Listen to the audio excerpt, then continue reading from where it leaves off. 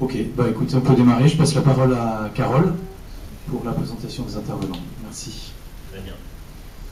Donc, bonjour pour cette nouvelle séance qui porte sur les supports numériques. Donc, de ce côté à Paris, nous avons deux intervenantes.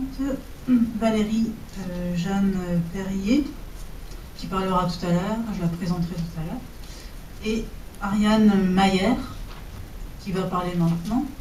Ariane Mayer est doctorante à l'Institut de recherche et d'innovation, l'IRI, et elle travaille sur une thèse portant sur les enjeux philosophiques de la lecture et de l'écriture numérique. Vous êtes aussi agrégée de philosophie. Le sens de la littérature contributive est donc aussi véritable que paradoxal. En tant que zone de participation, de dialogue scientifique et d'individuation collective, la marge est en train de devenir l'essentiel. Merci beaucoup, Ariane. Merci. Marcello, je te propose. Oui, je prends la parole. C'était ça que tu disais, Carole, pardon. Oui, je voulais vous renvoyer maintenant la parole. Très bien, donc merci beaucoup et merci Ariane pour cette présentation. Alors ici, j'ai le plaisir de vous présenter Guy Boulian, qui est le fondateur et le PDG des éditions Dédicaces ici à Montréal. Donc en 2012, il a mis sur le marché une liseuse de livres numériques. Il vient de me dire qu'il y a une deuxième version de la liseuse qui est déjà sortie ou qui va sortir. Elle est sortie. Elle est déjà sortie, donc en 2013. Donc on va passer à une présentation, c'est un peu ce qui caractérise notre séminaire, une présentation plus de quelqu'un qui est dans le domaine de l'édition et donc qui va nous présenter son expérience et sa réflexion sur les supports numériques, justement dans ces pratiques d'éditeurs et de créateurs de technologies. Donc je les remercie beaucoup d'être venus et je lui passe la parole. Merci.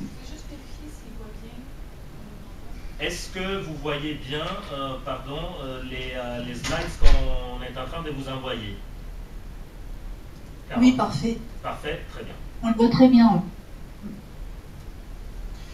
Bonjour mesdames et messieurs, donc ça me fait plaisir d'être parmi vous aujourd'hui.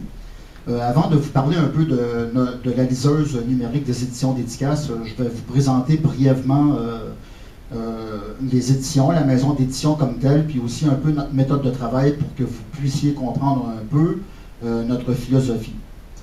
Donc j'ai créé les éditions Dédicaces en 2009, on en est à notre 4e année d'activité au mois de mars, ce mois-ci.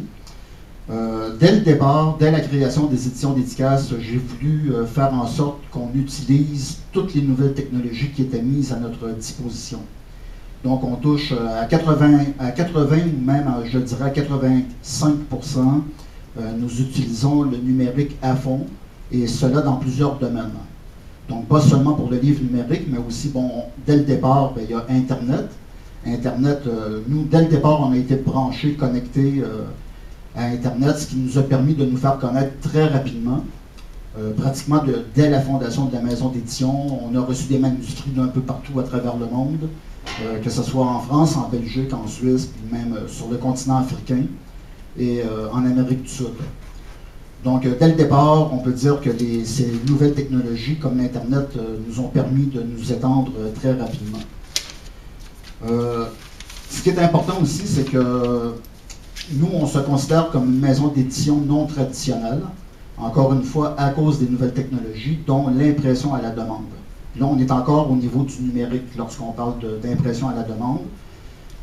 Avec le print on demand, comme on dit en anglais, c'est une technique qui nous permet d'imprimer les livres autant à l'unité qu'en quantité, selon les besoins, selon nos ventes. Ce système nous permet de faire des économies très importantes dans notre gestion. On n'a pas de stock à gérer important de livres, contrairement aux anciennes maisons d'édition. Les anciennes maisons d'édition, les éditions traditionnelles, comme on dit, la plupart du temps, il fallait qu'ils fassent des tirages relativement importants de leurs livres, ce qui conduisait aussi la plupart du temps à des pertes financières, à des pertes de stock, ce qu'on appelle dans le jargon le pilon.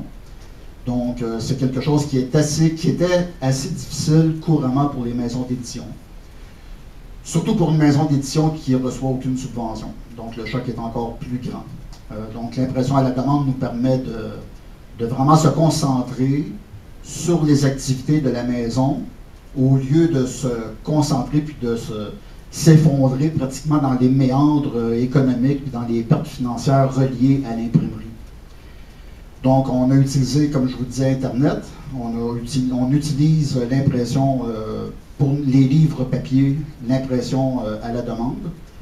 Malgré cela, comme vous pouvez voir, je ne sais pas si on peut voir soit à la caméra ou sur le projecteur, on fait des livres.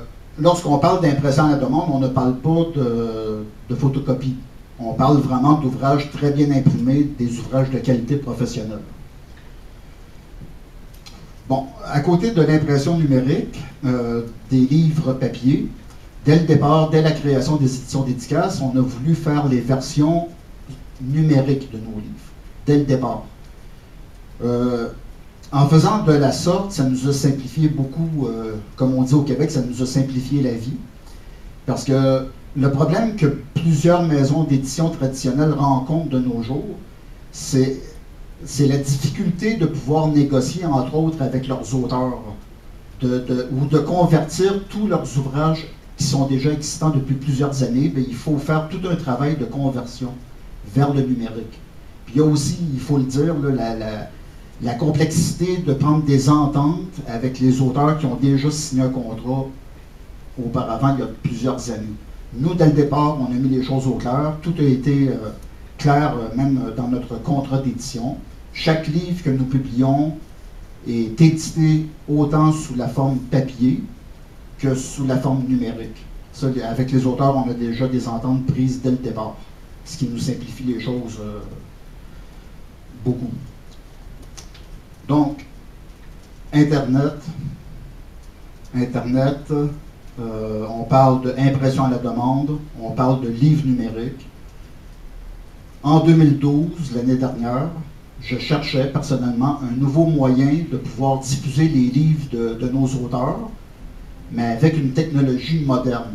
Donc, je voulais déborder du cadre du livre papier et aussi du livre numérique que l'on vend la plupart du temps dans des boutiques comme Amazon, différentes boutiques sur Internet en Europe, autant en Europe, aux États-Unis qu'au Canada. Je voulais trouver une façon. Là, je réfléchissais, les idées se brassaient, je me suis dit, bon, on pourrait peut-être sortir une carte SD avec des livres numériques dessus. C'est en cogitant que m'est venue l'idée de dire, bon, pourquoi est-ce qu'on ne sortirait pas une liseuse de livres numériques? On est devenu de ce fait la première maison d'édition sans prétention, la première maison d'édition au monde à lancer sa propre liseuse numérique, que je vais vous montrer ici à l'écran. On a tout d'abord fait une première version, une première génération, avec cette liseuse, qui est une liseuse multimédia. Donc on peut à la fois lire les livres, mais aussi écouter de la musique, les vidéos et regarder des photos. Cette première génération de liseuse, l'écran n'était pas tactile. Mais elle a connu quand même un franc succès, puisqu'on l'a présenté au Salon du Livre de Montréal en 2012, puis on a fait un sold-out assez rapidement. Après ce sold-out, on a décidé d'évoluer un peu, de créer une deuxième génération de liseuses, mais cette fois-ci avec un écran tactile et avec plusieurs améliorations à l'intérieur de l'appareil. Je vais vous montrer ici à l'écran. Donc, ici, c'est la deuxième génération de liseuses numériques qu'on a sortie récemment, à la fin du mois de décembre, début janvier de cette année. Donc, on en est au tout début, mais on a déjà vendu plusieurs copies, donc aucun retour. Je crois qu'en général, les gens sont assez satisfaits. Donc, le but principal d'avoir lancé cette liseuse, comme je vous disais, c'était de promouvoir les œuvres de nos auteurs. De les amener à travers un nouveau, on parlait de support tout à l'heure, donc c'est un nouveau support qui nous permet de les promouvoir. En gros, vous savez, c'est ça. Dans la liseuse, ce que je pourrais dire, c'est que nous, on a inclus justement une centaine d'ouvrages de nos auteurs à l'intérieur. Donc, quand la personne achète, ce qui fait la différence de notre liseuse par rapport aux autres liseuses qu'on trouve sur le marché, c'est que lorsque la personne achète celle-ci, elle va retrouver à l'intérieur une centaine de nos ouvrages, des livres originaux écrits par des auteurs contemporains. Donc, c'est pour une valeur de 1 000 $ à l'intérieur de l'appareil. Donc, grosso modo, c'est un peu ça de notre côté, en ce qui concerne notre présentation. Si vous avez des questions tout à l'heure, j'y répondrai. Très bien. Bon, merci beaucoup. Donc oui, peut-être on pourra laisser pour la fin quelques questions aussi techniques sur les caractéristiques de la liseuse et pourquoi justement, même sur les formats et sur pourquoi utiliser une liseuse justement propre à votre maison d'édition plutôt que d'autres liseuses existantes. Donc quelles sont la réflexion sur le type de support que vous avez produit. On peut peut-être laisser ça à la fin, aux questions. Donc je repasse la parole à Paris et à Carole pour présenter la dernière intervenante. Nous accueillons maintenant Valérie Jeanne Perrier, qui est maître de conférence, chercheur au CELSA. Je ne sais pas si tu veux te présenter un peu plus. Je me présente rapidement. Bonsoir à tous et bonjour. Donc, je suis enseignante et chercheur au CELSA, qui est une école de communication qui forme des communicants, des journalistes, des marketeurs qui sont très inspirés des théories de l'information et de la communication qui sont développées ici en France. Je vais peut-être présenter très rapidement l'équipe de recherche dans laquelle j'interviens. Ce soir, je remplace ici Emmanuel Souchier, qui est le directeur du laboratoire, qui a la chance de bénéficier d'un congé de recherche, le chanceux.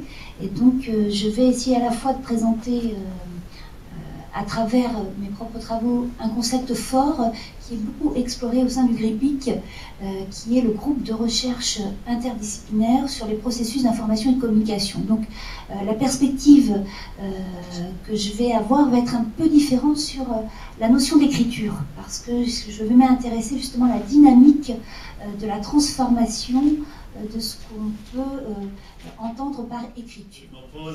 Je propose donc du coup de donner, merci beaucoup Valérie, je propose de donner la parole au public et soulever les questions. Je me permets juste de donner une piste possible, c'est qu'on a très peu parlé au moins on a très peu utilisé le mot support dans les cas des trois intervenants. Bien évidemment, il y a une réflexion sur ce que c'est qu'un support qui est, selon moi, un peu différente dans les trois intervenants. Donc oui, dispositif de médiation, c'est un peu la sensation que j'ai eue dans certaines argumentations. Donc oui, mais pas que. Donc on pourrait peut-être spécifier un petit peu plus ce que c'est, ce qu'on entend par support, ce qu'on entend par support numérique. Et est-ce qu'il y a une spécificité du numérique dans la façon que tout dispositif de médiation, en effet, façonne les contenus d'une manière ou d'une autre, comme Valérie le montrait bien sur les expériences de Wine et Twitter, etc. Mais après, est-ce qu'il y a une spécificité du support numérique en tant que tel, en général, ou pas? Qu'est-ce que nos intervenants en pensent et qu'est-ce que notre public en pense?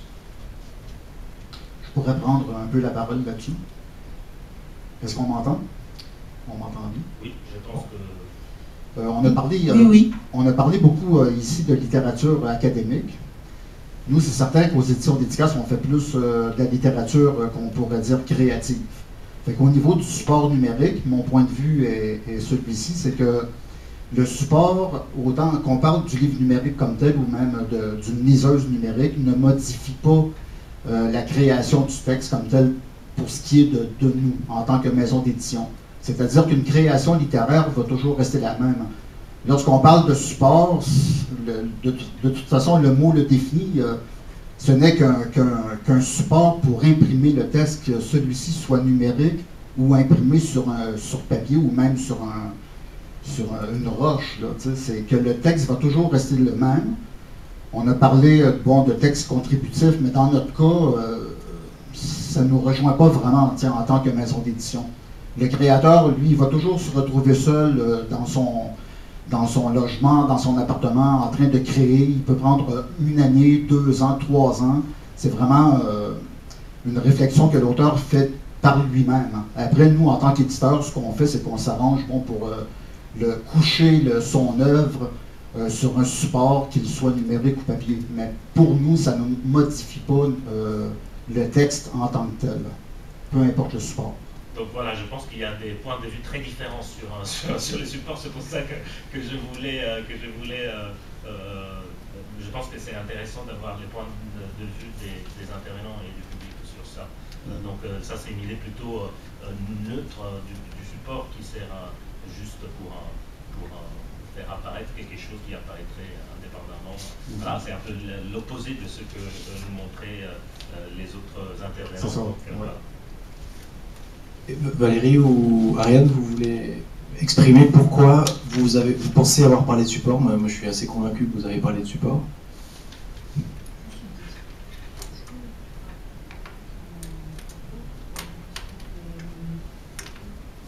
L'écrit d'écran et écrit de réseau d'Emmanuel Souchier, que j'ai trouvé très intéressante comme notion. Oui, pardon, je ne l'ai pas rappelé, mais tous ces travaux s'inscrivent aussi dans cette logique d'essayer de réfléchir à une spécificité de l'écriture à l'écran. Et on voit bien que dans l'expression, il y a l'idée d'une interaction, d'un mouvement entre les deux, l'écriture modifiée par la rencontre avec l'écran, et l'écran qui viendrait aider l'écriture à prendre toute son ampleur et à lui donner plus de possibilités créatives. Alors, moi, c'est pas tellement la question du support qui me préoccupe. Moi, ce qui me semble important là-dedans d'observer, c'est comment, au-delà de la machine, dans la machine, il y a des couches en dessous qui sont des couches d'écriture, qui formalisent des rôles, qui attribuent des possibilités de produire quelque chose, des conditions d'énonciation. C'est plutôt ça qui m'intéresse. Ce qui me frappe là-dedans, c'est qu'il n'y a pas de disparition de l'action de création, il n'y a pas de disparition de l'édition, il n'y a pas de disparition de l'auteur, il n'y a pas un pouvoir absolument phénoménal de l'auteur. J'ai l'impression qu'il y a une redistribution des rôles.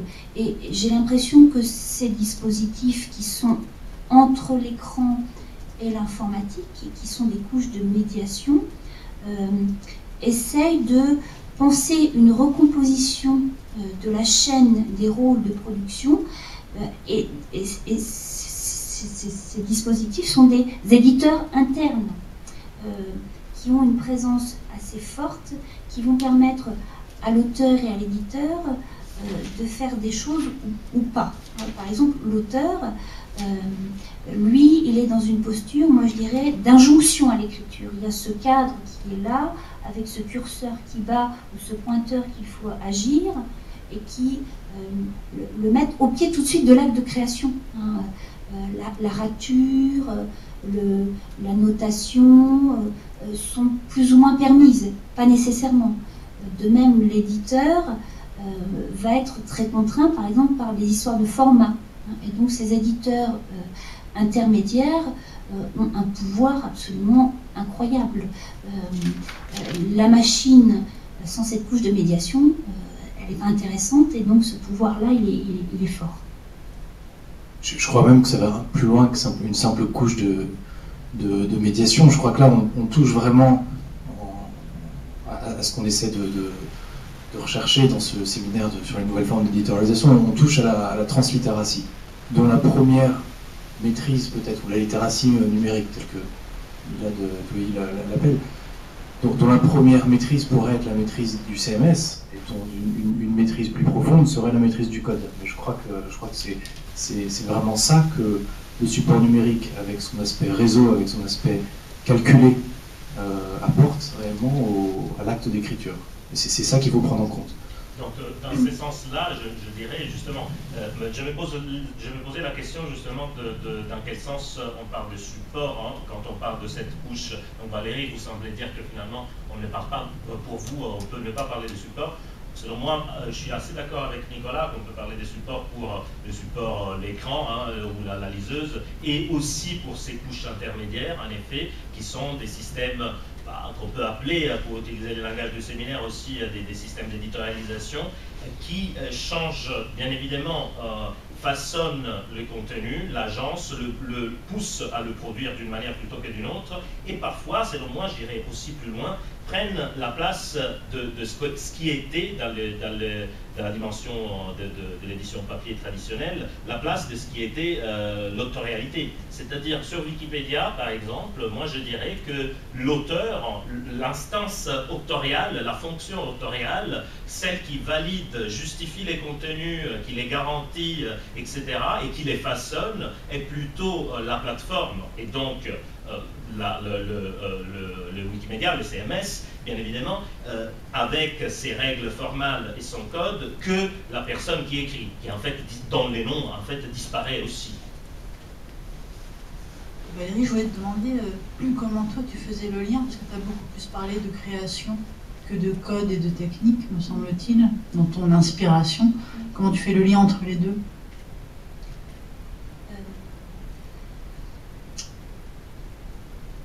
Est-ce que tu parles de code, par contre? Alors, c'est pas mon sujet, mais je pense que je n'ignore pas. Ce qui nous intéresse, nous, c'est comment la couche sémiotique va plus ou moins rendre invisible le code. Par exemple, quand on a quelque part sur une interface un petit pictogramme qui très rapidement permet de faire une citation, et que cette citation devient l'enjeu même de la production d'un média, hein, faire du commentaire, citer, en faire une industrie, et que dans le code, cette citation est très présente sous la forme d'une balise, par exemple quote. Moi, ce qui va m'intéresser, c'est en quoi la forme du pictogramme va soit démultiplier les formes de la citation, au contraire les réduire et montrer qu'il y a une seule forme possible de la citation. Donc je sais que nous savons pertinemment qu'il y a encore une couche supplémentaire qui est celle du code, qui est pensée d'une certaine façon, qui a certaines conditions d'énonciation qui vont être plus ou moins effacées ou atténuées par la couche d'interprétation graphique qui va être le système donné à l'utilisateur pour pouvoir agir sur ce qu'il va produire. Donc c'est ces effets de masquage, dissimulation, d'invisibilité qui m'intéressent. Il y a encore un niveau intermédiaire, je crois que c'est vraiment le niveau sémantique, avec l'indexation de l'écriture et la catégorisation de l'écriture. Donc là, on serait plutôt sur ce dont Ariane a parlé. Ariane, est-ce que tu veux réagir à cette discussion? Je pense que ça dépend un peu des domaines aussi, parce que moi je me suis concentrée sur la littérature académique, et je pense que c'est très différent avec la littérature créative, où là effectivement le support a peut-être moins d'impact directement sur le texte, tandis que le support en ce qui concerne la recherche et la science peut avoir vraiment plus d'impact, comme vous le disiez, au sujet de Wikipédia qui remet en question la notion d'auteur au profit d'une plateforme qui... il n'y a pas de validation par une autorité centrale, et ça c'est quelque chose qui semble vraiment permis par le support numérique, l'open source. Je pense qu'il faut distinguer en fonction des domaines. Donc, moi je me suis concentrée sur le côté académique, où le rôle de l'annotation est modifié par le support. Peut être plus facilement réintégré dans le texte. Voilà. Ce qui n'empêche pas de faire de la littérature entre guillemets créative à partir de ces nouvelles fonctions d'annotation, exploiter toutes ces potentialités. Est-ce qu'il y a des questions, ou est-ce que Guy voudrait réagir? Vous savez, nous on utilise beaucoup, on est très présent en tant que maison d'édition, puis même plusieurs auteurs sont présents sur les réseaux sociaux comme Twitter, Facebook, à peu près je vous dirais tous les auteurs. Nous on utilise les réseaux sociaux, c'est certain que moi j'ai pas un langage académique, j'ai plus un langage, je suis chef d'entreprise. Donc on utilise nous de notre côté les réseaux sociaux pour promouvoir encore une fois les ouvrages qu'on publie. Il y a déjà, une ou deux années, il y a un éditeur au Québec, je ne me souviens pas du nom, qui avait essayé de créer une maison d'édition en se basant justement sur l'écriture collaborative à l'aide de Twitter. Puis cet essai-là n'a pas été fructueux du tout. Le projet, bon, a été démonté peut-être après 6 mois.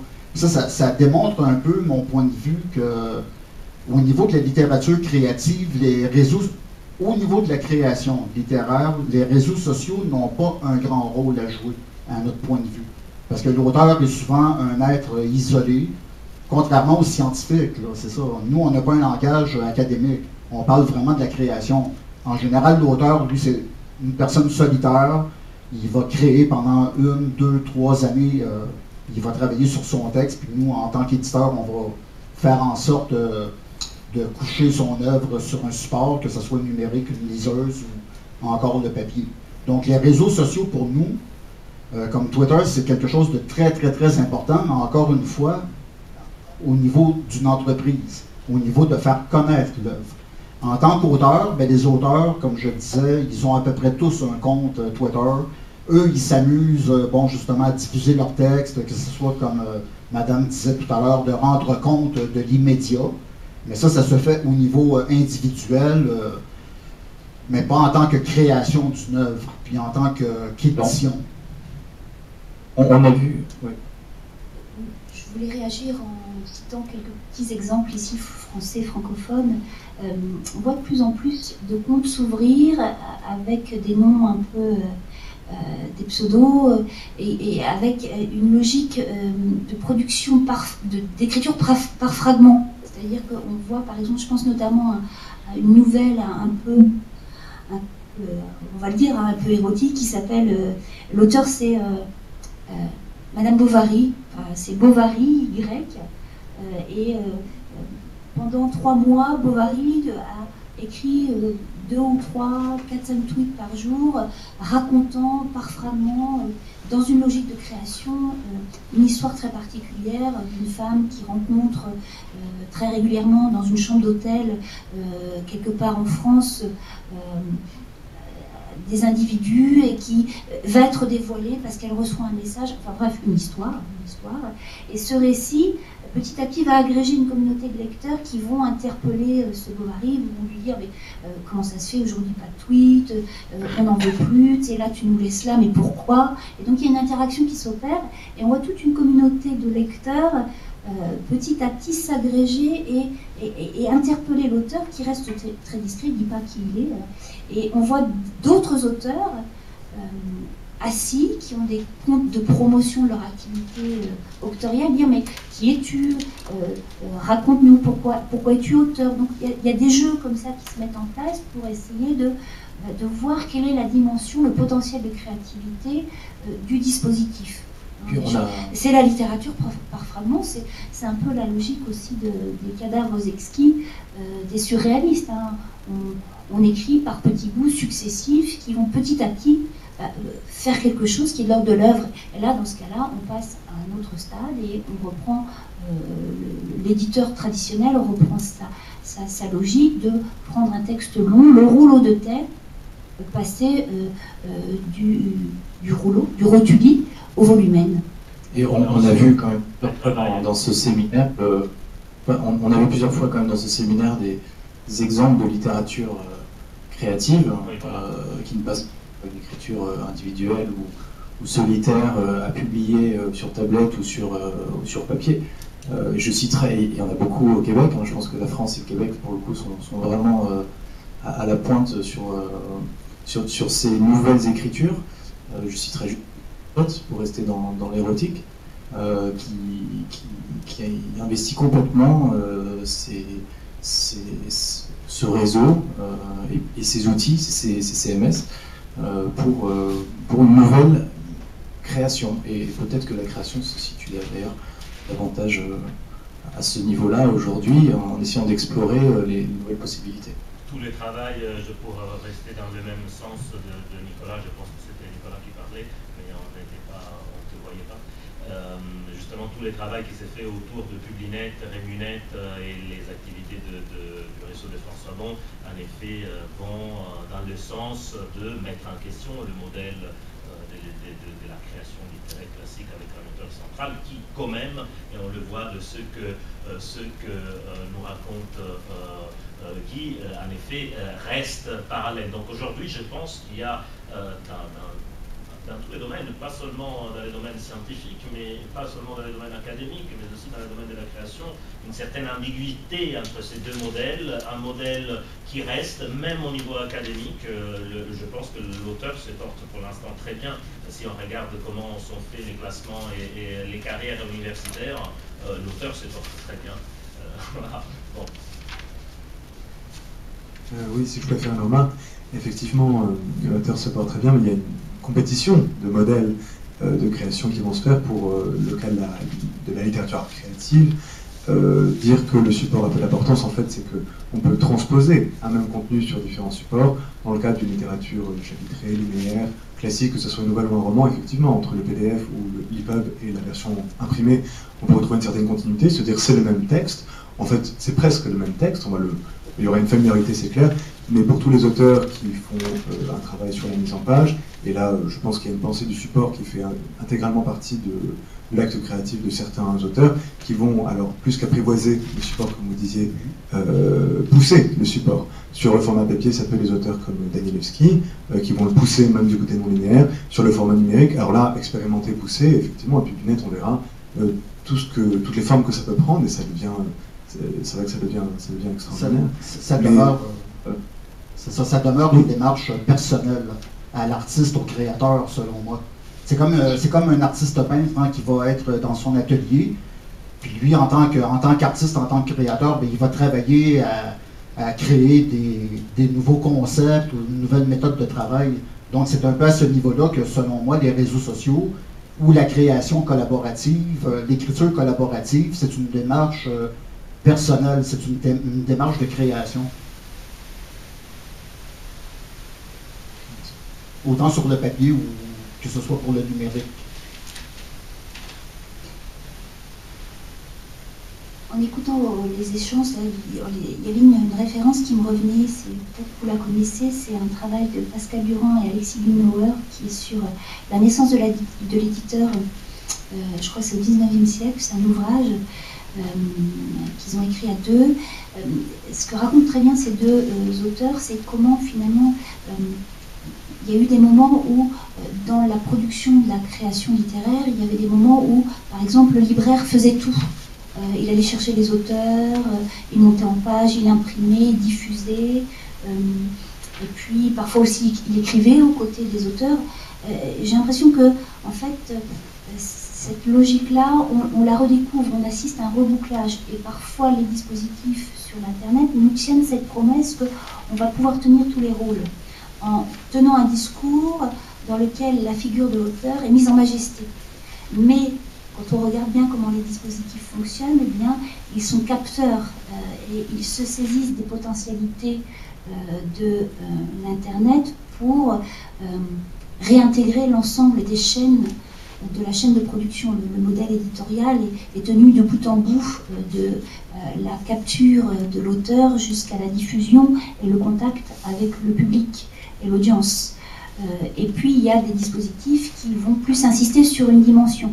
Dans le domaine académique, moi il y a une initiative qui m'impressionne beaucoup en France, c'est celle de revue.org.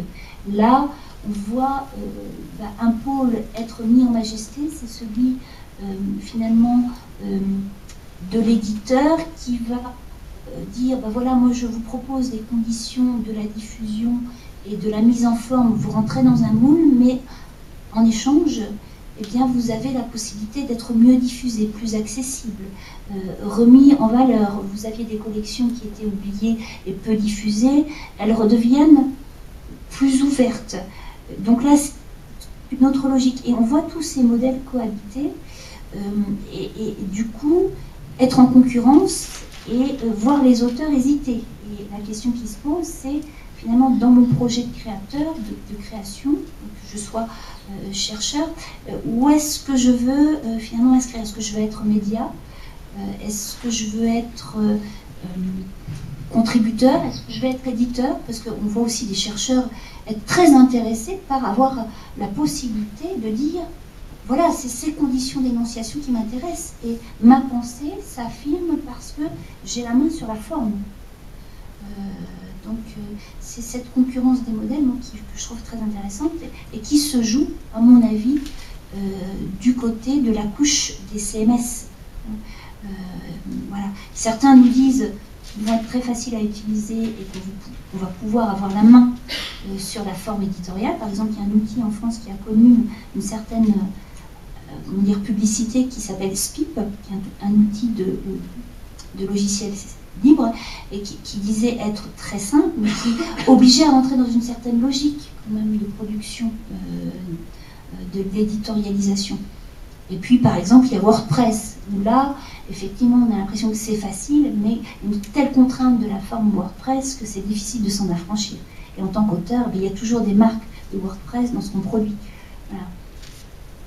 Je suis très longue, pardon, je prends beaucoup la parole. Une question ici à Paris.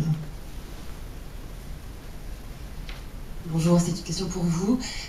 Est-ce que vous trouvez qu'il y a une très grande différence entre les contraintes d'un CMS, quel qu'il soit, on a cité WordPress, mais ça peut être Drupal, etc., et ce qui existait auparavant dans une logique papier, qui étaient des chartes éditoriales strictes qui étaient imposées par les éditeurs pour essayer de produire justement d'une façon standardisée et éviter de corriger des textes. Est-ce que vous sentez en tant qu'auteur, puisque j'imagine que vous l'êtes également, auteur académique, mais peu importe, ce type de contraintes? Vous voyez une différence entre deux générations de contraintes en quelque sorte? Alors, les contraintes sont similaires, mais ce qui est très intéressant, c'est de voir ce qui est fascinant, je trouve, moi, c'est ce qu'on oublie, c'est la vitesse de diffusion. C'est-à-dire qu'il y a quand même un résultat,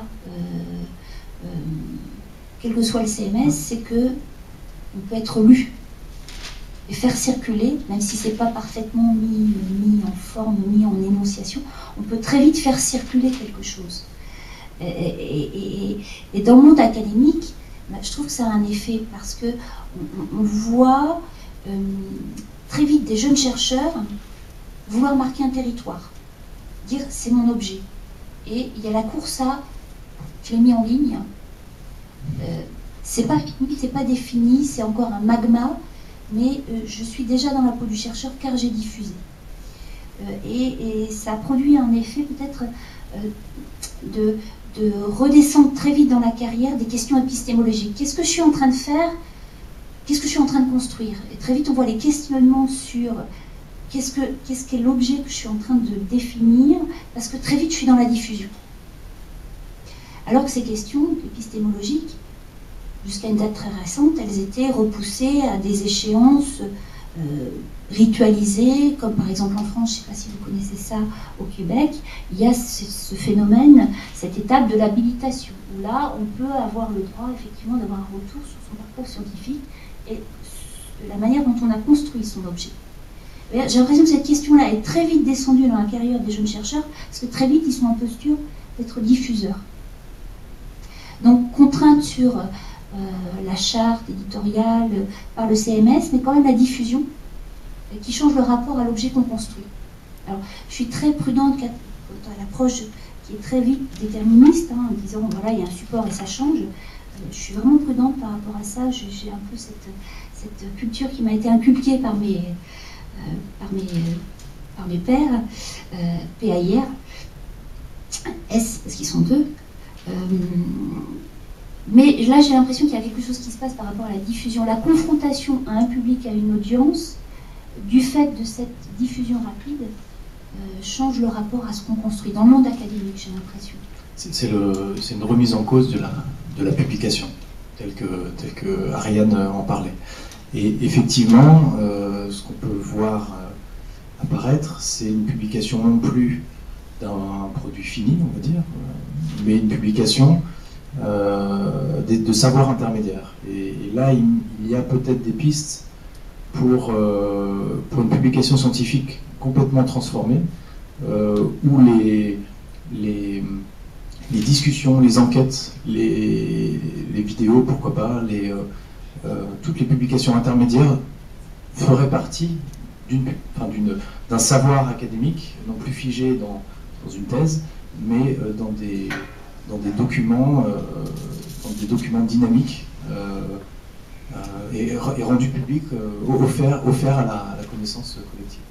Il y a là clairement un champ de recherche intéressant pour les éditeurs, à mon avis, de recherche. Mais c'est là le danger aussi, selon moi. Le danger de l'instantanéité de l'écriture et surtout de la publication. C'est là, selon moi, que le rôle de l'éditeur demeure important. Parce qu'on peut diffuser n'importe quoi aussi sur Internet ou dans les réseaux sociaux. À un moment donné, moi j'imagine que même au niveau de la science, au niveau de l'académie, comme au niveau de la création littéraire, il peut y avoir du tout et n'importe quoi.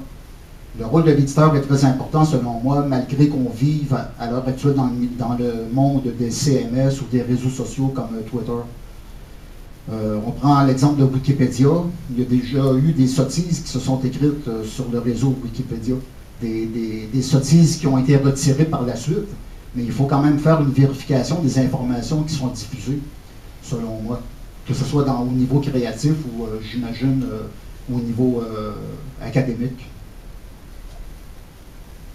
Je dirais que ça dépend aussi tout simplement du travail qu'il y a derrière, parce que les chercheurs vraiment confirmés sont toujours capables d'improviser un propos, et ça va aussi faire naître une créativité particulière. Bonsoir. J'ai l'impression d'un manque philosophique dans tous ces discours, c'est-à-dire on a pris, je pense, un peu au-dessus de la jambe la question entre l'outil, donc entre la technique et notre façon de penser, mais pas seulement notre façon de penser, mais ce que nous pensons. Si je me trouve stylo à la main, je peux penser des choses. Si je me trouve face à mon ordi, je pense d'autres choses. Si je me trouve avec mon portable en écrivant à SMS, je pense autre chose. Ce n'est pas mettre les choix du moyen technique qu'on va employer. Donc il y a un niveau phénoménologique qui implique aussi, je pense, un niveau de responsabilité et donc un niveau plutôt éthique. C'est-à-dire que notre façon de penser et surtout les contenus de nos pensées, tout ça change selon l'outil, selon la plateforme, selon les supports qu'on va utiliser. Moi, je pense qu'il n'y a plus de support. Support, c'est un terme. Support, c'est ce qui supporte. Et il n'y a plus de support. Il n'y a rien qui soit passif. Si j'écris sur un mur, sur le mur de Facebook, ou si j'écris un tweet ou un polémique tweet sur polémique tweet, là, il n'y a pas un support. Il n'y a pas une page blanche. Il n'y a pas un vide. L'écriture numérique, c'est une écriture qui s'appuie sur une écriture qui est déjà là. Il n'y a pas la page vide. Non, il n'y a pas la page vide. Donc, je pense qu'il faut souligner, c'était plus ou moins ce que disait Marcello avant. Donc, il faut réfléchir sur ces niveaux, parce que c'est pas banal. Hein. Et qu'est-ce que ça veut dire pour toi, Pépé, alors, l'expression souvent employée, dématérialisation du support? Mais c'est pas sur les... Oui, c'est pas... Non, mais... c'est un autre mot, en fait. Non, il faut un autre mot. Il faut un autre mot. Il ne faut pas parler de matérialisation de support. Il ne faut jamais plus dire support. Sinon, c'est la même chose. Du vide plein. Je ne sais pas, non, je ne sais pas. C'est pas grave, mais il faut arrêter de... Le vide n'existe pas. De comprendre les numériques avec un lexique qui concerne toutes les autres choses. Il faut arrêter, sinon on dit que c'est tout changé, c'est tout nouveau, mais on dit toujours les mêmes choses, toujours les mêmes mots. Il faut inventer des mots, il faut dire des conneries parfois. Je t'inviterai à lire Bachimon qui pense le support numérique. Je ne vais pas rentrer dans la pensée de Bachimon, mais il y a une question là-bas. Si vous avez des questions, vous avez qu'à appuyer sur... Je vais relayer le propos de Pépé, parce qu'effectivement, le cœur des discussions qui ont lieu ce soir ou ce matin chez vous, c'est que nous avons à revenir à l'intentionnalité c'est-à-dire à la visée de signification. Et ce qui me paraît très intéressant dans les échanges qui viennent d'avoir lieu, c'est que nous apercevons que l'œuvre stabilisée, qu'elle soit sur papier, sur liseuse, ou dans une conférence académique, l'œuvre stabilisée ne va pas sans une sorte d'écosystème du sens, un environnement de conversation, de questions préalables ou d'approfondissement instantané, et que l'ensemble des dispositifs construit comme une sorte de feuilletage. Et c'est ce feuilletage qui constitue l'architecte, en réalité, qui n'est pas déposé ici ou là, mais qui crée un ensemble de liens, qui pose une question, puisque la règle étant de poser une question, je la pose quand même, c'est de savoir si ce feuilletage de différentes visées de sens à travers différents modèles de communication peut conduire à l'existence même potentielle d'archilecteurs, ou bien si, indépendamment de la disparition potentielle de l'auteur, nous ne serions pas face à l'évaporation du lecteur qui n'a plus accès qu'à des fragments même les textes stabilisés apparaissent comme des fragments, comme des moments. Les efforts des éditeurs contemporains pour stabiliser des formes, que ce soit par la validation académique ou par le bouclage d'un texte dans une forme considérée comme définitive, au moins provisoirement, ces efforts sont en fait anéantis par le fait que chacun des lecteurs est un passant qui circule d'une forme à l'autre et qui ne s'arrête pas au moment stabilisé du discours. Donc la stabilisation, elle est interne au CMS ou elle est interne aux procédés éditoriaux, mais elle ne concerne plus le lecteur, puisque le lecteur ne s'arrête pas aux bornes du volume ou aux bornes de l'émission de radio ou aux bornes de l'ensemble de tweets ou de telle ou telle conversation prise avec d'autres personnes. Donc, je crois que ce qui est très frappant, c'est que si on passe effectivement au niveau de l'intention du vouloir dire, de l'intention de parler, la multiplication des formes anéantit relativement la stabilité que les modèles éditoriaux avaient jusqu'ici prétendu pouvoir donner. Et c'est par défection du lecteur qui ne peut plus se mettre au niveau, donc, en sorte que s'il peut y avoir des collectifs d'expression, des collectifs d'écriture, je ne sais pas s'il est pensable d'avoir un collectif de lecture. Parce qu'il faut toujours le temps de la conversation, le temps de la pensée, le temps de la mise au point du lexique ou de la signification, et jusqu'à preuve du contraire, il n'y a pas un collectif pensant qui puisse se substituer à des cerveaux individuels. Mais c'est le danger aussi, encore une fois, du numérique et de l'interactivité. Il y a des entreprises qui travaillent actuellement, on le sait tous, sur des appareils interactifs dans lesquels le livre devient un objet dans lequel on peut naviguer. Bon, on peut aller directement avec un lien dans Wikipédia, dans des encyclopédies, dans des dictionnaires ou dans des vidéos.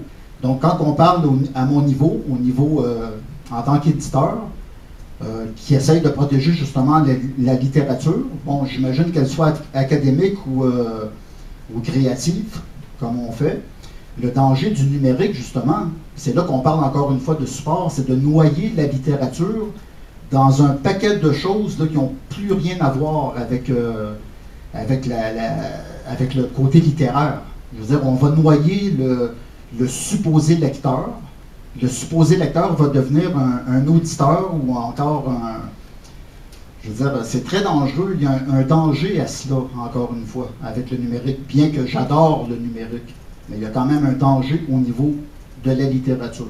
On peut noyer le lecteur dans toutes sortes de choses interactives qui vont le débarquer complètement du livre comme tel. Moi, je ne suis pas si inquiète. À Paris, en ce moment, c'est le Salon du Livre qui commence avec la Roumanie qui est invitée. Et c'est un événement qui vit bien à Paris. Simplement, on assiste là sur les derniers chiffres de publication à un tout petit tassement. Je crois qu'il y a moins 1,7% d'achats de livres sur l'année, je ne saurais pas dire de bêtises, 2012. Il faudrait que je vérifie mes chiffres, mais enfin, tout petit tassement. Le livre imprimé en France va bien. Donc, je ne le vois pas comme un danger, je le vois plutôt comme de l'extérieur arrive une possibilité de création différente qui peut amener à revoir l'idée littérature. Parce que vous présentez là finalement une idée très, très particulière de la littérature. Un auteur sur un ouvrage qui est fermé, préparé par un éditeur, c'est une forme possible de la littérature qu'on a appris à reconnaître, c'est une économie, un système, et on voit bien que l'économie, l'industrie des dispositifs techniques avec les acteurs des boîtes, des machines, puis les acteurs de la connectivité se mettent d'accord pour essayer de proposer une autre vision de ce que pourrait être la littérature, mais aussi la musique, mais aussi la photo. Je crois que c'est plutôt une mise en concurrence de vision, mais avec une vision encore installée, qui a plusieurs siècles d'histoire, qui tient bien la route, qui résiste et qui plutôt incorpore, moi je trouve, les industries émergentes, qui se les accaparent, qui proposent d'autres modalités de lecture de ce qu'est la littérature. L'autre mouvement est moins marqué, mais par contre ce qui est très vrai, c'est que dans les modèles éditoriaux, j'ai l'impression que les marques émergentes arrivent bien à structurer des modèles de monétisation pour accéder à un morceau qui serait l'œuvre. Les kiosques, la métaphore du kiosque par exemple chez Apple est très très forte et très marquée, et on voit d'autres acteurs essayer de trouver la même métaphore pour déplacer le monopole. Mais par contre, l'idée de littérature reste la même. Est-ce que je peux poser une question? Oui, il y a des questions. Vous avez ouvert votre... Très bien, allez-y. C'est une question pour vous, monsieur Guy. J'ai oublié votre famille. Boulian. Boulian. Ça prend une direction un peu différente du reste de la discussion. Je voulais savoir si ça vous arrive de publier des livres uniquement sous format numérique, des livres qui ne seront jamais imprimés, ou alors quand vous signez l'auteur, ça inclut automatiquement de publier sur les deux formes. Et ce qui reviendrait peut-être aussi à vous demander l'impression sur demande, c'est quoi exactement la demande, c'est quoi? Est-ce que vous imprimez en fonction de l'intérêt pour le numérique? En fonction des ventes. En fonction des ventes du Exactement. numérique. On peut vendre, la plupart du temps, les ventes se font à l'unité. Donc, aussitôt qu'on fait une vente, que ce soit dans n'importe quelle boutique, aux États-Unis ou en Europe ou au Canada, comme Amazon, nous, on reçoit la commande. Puis là, il y a un contact qui se fait via Internet avec différents imprimeurs. Puis là, le livre va être imprimé à l'unité. Bon, si on vend plusieurs exemplaires, ça va être en quantité. Mais l'avantage de l'impression à la demande, justement, c'est de pouvoir faire de très petites quantités, ce qui fait en sorte que nous, on diminue nos pertes financières par rapport à cela. Est-ce que donc le livre est imprimé uniquement sous demande et sinon il est numérique toujours? On imprime aussi des livres pour différentes occasions. Comme là, en ce moment, justement, on est au Salon du livre de Paris. Donc, on imprime des livres en conséquence pour des présentations précises. Mais la plupart du temps, les impressions se font suite aux ventes qu'on fait. Et est-ce qu'il y a des livres qui ne sont jamais imprimés? Ils sont tous imprimés. Automatiquement, il y a toujours des impressions des livres qui se font. Mais c'est vrai qu'au départ, lorsqu'on signe un contrat avec un auteur, il est toujours établi qu'on fasse les deux versions du livre, c'est-à-dire sur papier, en utilisant l'impression à la demande, et aussi numérique, sur les différentes plateformes de vente comme Apple, justement, ou Amazon, et il y en a plusieurs. Et deux dernières petites choses. Est-ce que les ventes des livres numériques excèdent les ventes du livre papier ou vice-versa? Oui, actuellement, oui. Et est-ce que sur votre tablette, vous vendez, j'imagine que oui, mais je vous demande quand même, vous vendez seulement les livres qui viennent de votre maison d'édition? Non. Nous, ce qu'on a fait, comme je disais tout à l'heure, en début de séance, au début du séminaire, c'est qu'on a voulu mettre sur le marché une liseuse numérique pour promouvoir les œuvres de nos auteurs. Donc, à l'intérieur de la liseuse, on a inclus une centaine de nos livres, mais le client, le lecteur, est toujours libre d'aller télécharger, soit gratuitement, parce qu'il existe de nombreux sites où on peut télécharger des livres gratuitement, et il y en a des centaines, ou dans les boutiques acheter des livres. Le client est libre d'aller où il veut et d'installer des livres de son choix dans l'appareil. Il gère son appareil comme il le souhaite réellement. Donc, le client n'est pas attaché à nous en tant que maison d'édition. Merci. Bienvenue. Et est-ce qu'il peut annoter ses livres? Pardon? Est-ce que le lecteur peut annoter ses livres? Pas dans notre liseuse, non. Non. Est-ce que vous prévoyez? Ben, peut-être. Est-ce que vous prévoyez faire appel à des développeurs pour mettre en place une application qui permettrait à quelqu'un de faire des annotations et de les transposer dans un traitement de texte ou par courriel les envoyer à des camarades? On le souhaite. Disons qu'on a commencé l'année dernière. Comme je vous ai dit tout à l'heure, on avait sorti une première génération. Là, en très peu de temps, on a passé à la deuxième génération de liseuse qui est déjà améliorée. Elle comporte un écran tactile et plusieurs autres options intéressantes. On n'en est qu'au début de l'aventure. On est, comme je vous disais, la première maison d'édition à mettre sur le marché une liseuse numérique. C'est certain qu'on veut s'améliorer, comme dans tout, que ce soit au milieu, dans le domaine de l'édition de nos livres. Ce sera la même chose pour notre liseuse. On espère, avec le temps, le plus tôt possible, comme d'intégrer le Wi-Fi, par exemple, ou peut-être des applications, comme vous dites, que les gens pourront utiliser pour faire des annotations ou peu importe les fonctionnalités.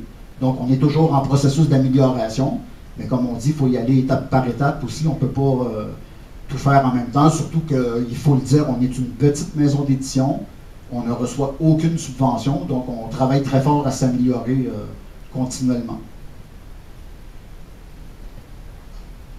Et c'est de l'encre électronique que vous employez? Parce que non. Ça me paraît tout à fait impossible de lire avec un écran rétroéclairé. Ben, c'est ça, disons que nous on n'utilise pas l'encre électronique. Puis ça, je vais vous dire, selon mon expérience personnelle avec même la clientèle, avec les lecteurs, si on veut, c'est qu'il y en a pour tous les goûts.